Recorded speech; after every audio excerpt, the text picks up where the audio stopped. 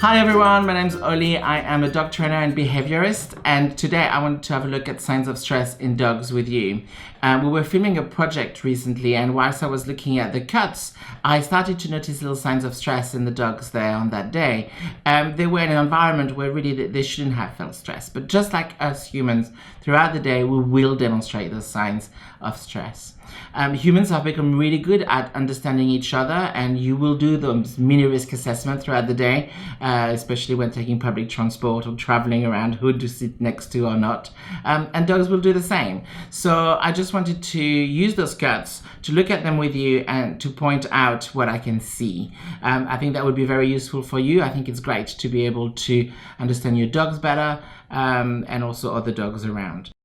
So what are the signs we are actually looking for here?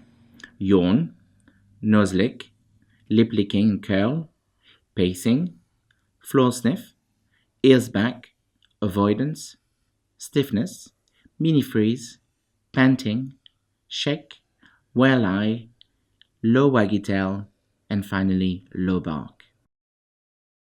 So we're going to start with the lovely Mabel, who's just made it to her friend Flint's house, a house she goes to very often, and let's have a look at what she does.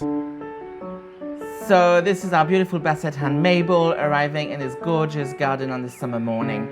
Everything's fine, but no, there is a camera in the garden. She's going to find this situation a little bit stressful. So what we're going to see, low bark, only just noticeable because of the slow motion of the video, a low waggy tail, floor sniffing, whale eye, which is when you can see the white of the eye on the corner. She runs away towards a friendlier face and then demonstrates this shake.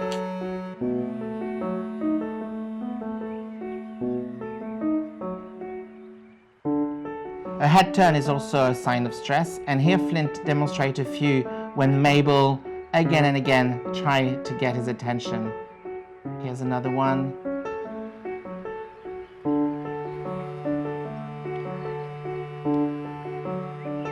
Very polite way of just saying, actually, this is too much. Poor Mabel doesn't quite get the message. Here is Flint again, panting. Moving away there, slightly unsure. This is followed by a big yawn, a silent yawn.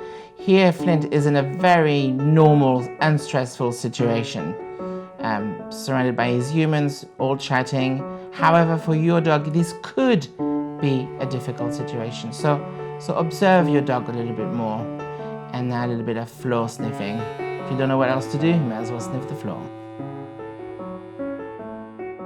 Here's the lovely Max, my friend, who during filming surprisingly starting to show a bit of hint of separation anxiety here. So he was pacing, panting, ears back, lip licking. You even notice a whale eye at some times where you can see that white part of the eye. All of that until I finally came back. Phew, you're back. Here is the lovely Mabel again. Still slightly unsure about the situation, and through nose licking, lip licking, yawning, she's about to show us that she's still feeling uncertain.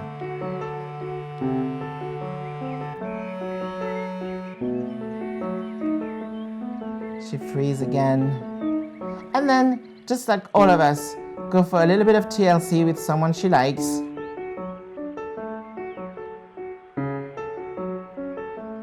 Here is the beautiful Finn showing us in a less polite way than Flint did earlier on how she's not interested in Mabel. Notice that poor lift just there from Finn, followed by poor Mabel back into place, not interested. Poor Mabel's having a rough time this morning. Finn is still panting and pacing, and she's obviously not happy with the situation. She's going to try to get a bit of reassurance from a human by jumping at them. Not always a sign of naughtiness. Sometimes it might just mean your dog is a little bit anxious about the situation. Here is Mabel yawning again. Now, typically with dogs, you will have 3 different types of yawn. The first one around sleeping time. Simply your dog is tired or waking up, that's fine.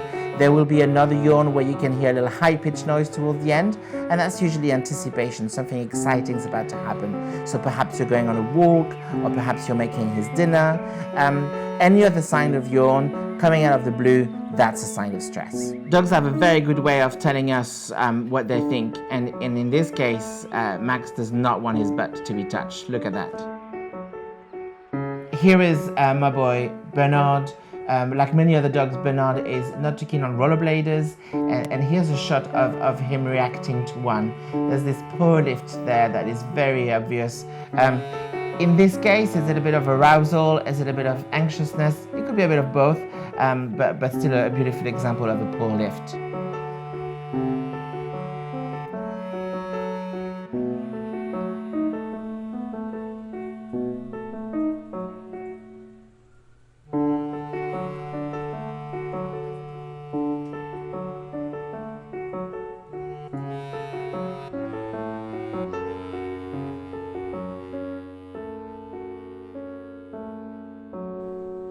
Now, of course, you should also always have a look at the context and the environment. It is not because your dog is sniffing the floor that he's stressed. He might just be smelling something interesting.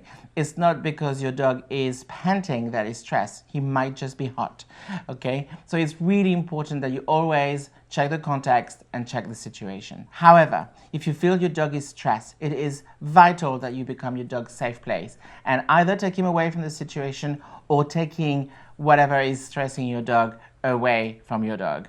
It's important that you collaborate together, and so he knows that when he's with you, he's always going to be okay. Refer to a blog that I wrote recently. It's on my website, and we'll put the link at the end of this video. So thank you very much for watching. I hope you find it valuable, and if you want to get in touch with me, just check my details at the end of this video.